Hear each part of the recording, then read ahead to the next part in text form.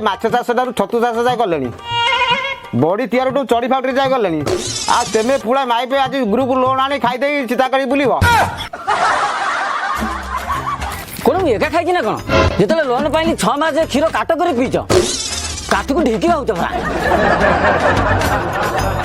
ସେତେବେଳେ ବାହାରେ ଖଟଣି ହେଉଥିଲା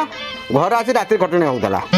ଆଉ କମଜୋର ସକାଶେ କ୍ଷୀର ଟିକେ କାଟ କରି ପିଉଥିଲି ତା ବୋଲି ତୁ ସାଇ ଭାଇରେ ମୋତେ ବେଜିତି କରି କହିବୁ ହଉ ହଉ ଏ ମାସ ତ ହେଇପାରିଲାନି ଆର ମାସ ଦେଇଦେବି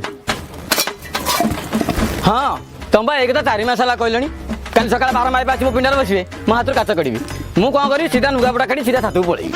ନଙ୍ଗଳା ମଙ୍ଗଳା ନେଇକି ଲୋକ କହି ଦେଖ ଏଇଠି ଭଇତା ପଇସା ଦେଇପାରିଲେ ମାଇପା ଛାତ ଉପରେ ଯାଇ ଫକ ଫକ ନଙ୍ଗଳା ମଙ୍ଗଳା ନେଇ ନେଇ ତା ବେଳକୁ ମୁଁ ଦୌଡ଼ା ଦେବି ଦୌରା ଦେ